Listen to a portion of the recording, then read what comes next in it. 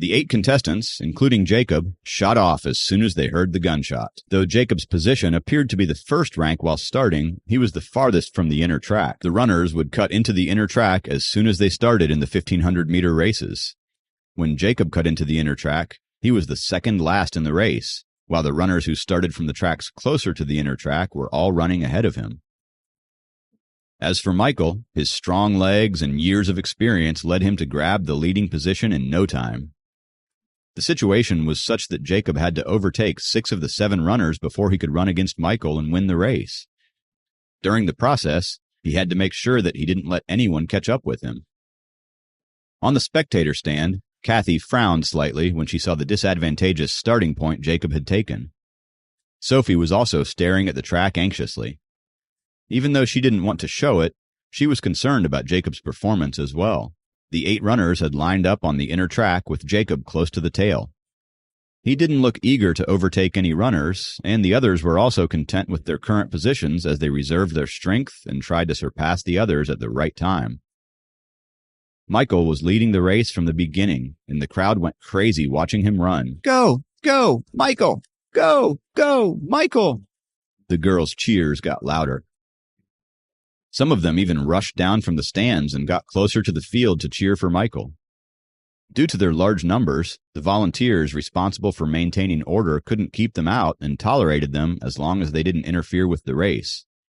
The girls formed a circle around the tracks as they cheered Michael up close. After some consideration, Kathy also got down from the stand and walked onto the field to cheer for Jacob. By now, the runners had finished 1 lap, which was 400 meters. They were beginning to feel the fatigue, and their steps were not as swift as they had been at the beginning of the race. The competition for stamina had begun. Jacob was the first to start overtaking his competitors. From his original 7th position, he surpassed 2 runners in one go. "Keep it up!" Standing by the field, Kathy raised both of her hands to cheer for him. Jacob overtaking 2 runners didn't attract much attention since he was still at the rear end of the line. The crowd's attention was on the runners at the 1st, 2nd, and 3rd positions. Michael was now so far ahead of everyone that no one could possibly match his leading position. After overtaking 2 runners, Jacob steadied his pace and adjusted his breathing before speeding up and passing another runner. The former 4th-place runner purposely stepped to the right as he tried to block Jacob's path. However, Jacob easily dodged his blocking and successfully overtook him. Kathy was amazed at his smooth movements. Sitting on the stand, Sophie's eyes lit up as well. It was not a movement that he had learned and copied. It was natural. Is it possible that he had unintentionally reached the first level of the spirit concentration scroll and understood the makeup of the world? Sophie wondered. She wanted to go down to the field and take a closer look, but she gave up on the idea, knowing that she wouldn't be able to see Jacob all that well because of her short height. Giving up, she stayed on the stand. After taking the 4th place, Jacob gradually gained speed and moved closer to the 2nd and 3rd place runners who had been repeatedly overtaking each other.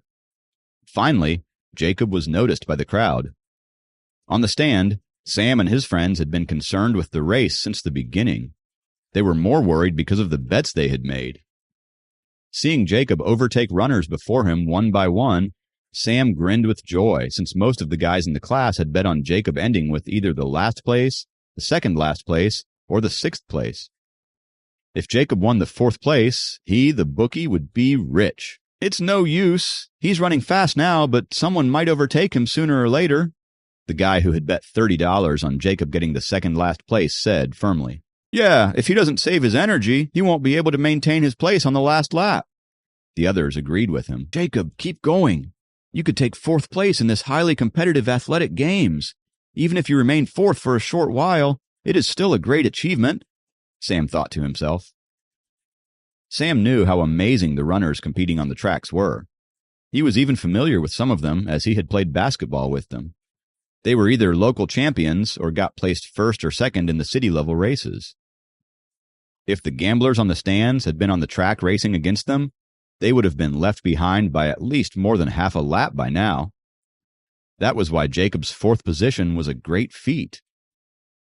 Sam caught a glimpse of Kathy, who had been rooting for Jacob while jogging along with him. Looking at Kathy's enthusiasm, Sam marveled at Jacob's luck for having the support and encouragement of such a thoughtful and caring girl. Jacob's feet stepped firmly on the tracks while his arms swung rhythmically. His steps looked heavy, but it all seemed like a fresh breeze to him. He looked confident and sure-footed on the field. After Jacob took the 4th position, the students, both on the stands and around the field, began to notice the runner number 8. He had been advancing steadily without much ease and with no sign of fatigue. "Who is this guy? Is he from the mechatronic engineering major? He was in the last position at the beginning of the race." People began to talk about Jacob because they found that the runner with the tag number 8 was running steadily and even speeding up slowly, while others had begun to slow down. Kathy watched Jacob as he passed the curve in front of her and saw the drops of sweat on Jacob's face clearly. She couldn't help but feel a rush of butterflies in her stomach. Jacob looked at the ground ahead of him and was oblivious to the fact that the crowd was still cheering for Michael. Kathy felt an extraordinary rush of attraction towards Jacob as she looked at his earnest and persistent effort. Just a moment ago, when the girls were competing, Jacob looked like every other guy as he keenly watched the performance of the athletic girls on the tracks. He was checking them out for sure. However, when the real responsibility of competing in the race fell on his shoulders, he came through. Sweat dripped down from Jacob's chin.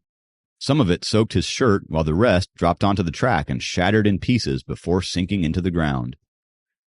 While all the other girls were still cheering for Michael, owing to his handsome face and brawny physique, Kathy was too busy getting more and more attracted to Jacob. On the spectator stand, Sophie had her eyes locked on Jacob and gradually understood his movement.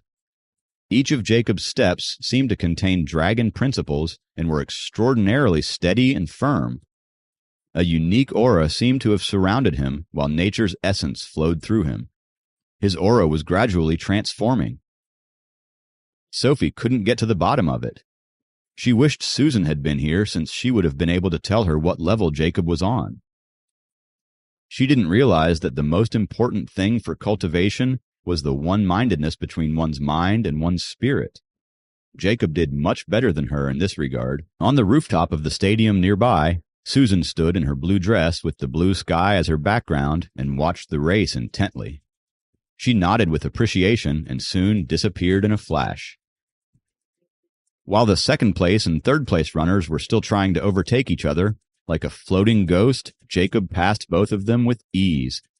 In their haste to overtake one another, the athletes didn't pay attention to Jacob, who was steadily catching up to them.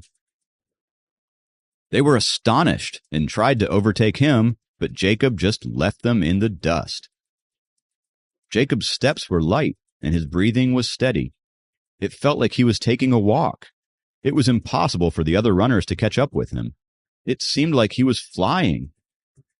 No way!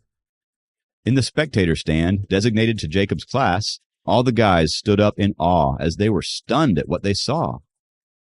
In the blink of an eye, Jacob's ranking had turned from 7th to 2nd.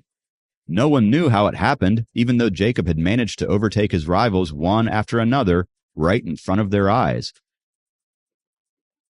Hearing the crowd's gasps of astonishment, Michael, who had been leading with ease, turned his head to see what the commotion was about. He was in shock to see that the athlete on the 2nd rank was gaining on him. The fact that the athlete was none other than the sophomore whom he regarded with disdain was way more shocking for the college stud. Distracted, he stumbled and almost fell.